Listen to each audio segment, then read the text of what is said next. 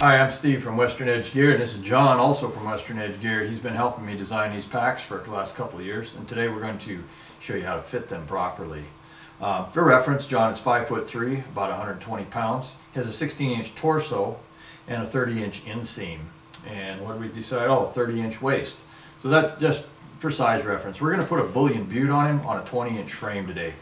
So for the pack is these the curves in the shoulder straps in the end. These ends need to be right on top of the shoulders, kind of wrapping around the neck. And the waist belt, or the lumbar pad rather, needs to be right in the deepest lowest part of the back. And I'll show that to you in a minute here. And finally, the center line of the waist belt will need to be at or above the iliac crest, which on John is right about here. It's the highest pointy spot of the bone on the hip. If the belt is not that high or higher, the hip belt will bind the hips and make walking very difficult and increase the whining that you'll hear from your kids, and they will want to get out of the field sooner.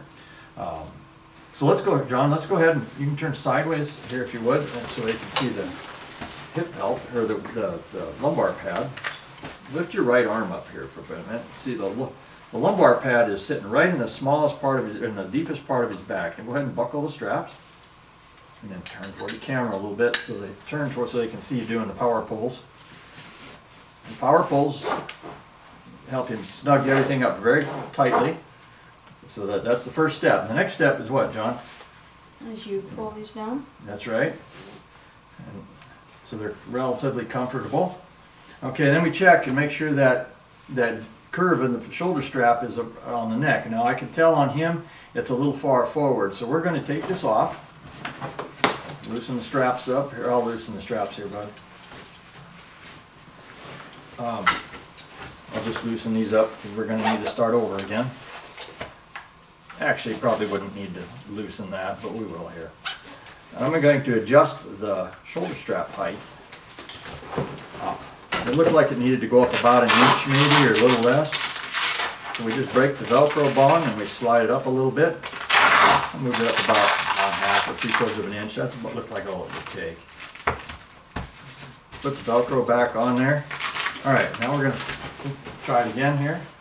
Put it on. We've got that. Has the lumbar pad in the deepest part of the back.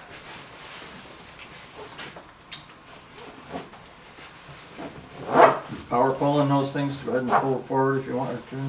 And then he adjusts the shoulder straps down, so they're just sitting down right on top of his shoulders, and it's kind of comfortable. Now he could carry the pack that way, but he's got a lot of weight hanging on the shoulders. So the next step is then to adjust the lifter straps to something that he likes.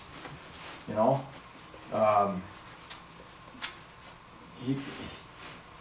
so that the lifter straps then, let's turn sideways so they can see the angle. So he's got about a 30-degree angle.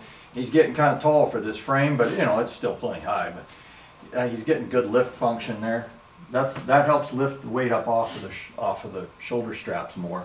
So now the shoulder straps are just supporting the weight. We'll turn you back here. So that's the third step, the lifters. Final step is to adjust the sternum strap. And we can slide that up or down, whatever's comfortable. Looks like that may be a little low on him. We'll just slide that up a little bit. Probably in there, something comfortable like that. Is that good? Okay.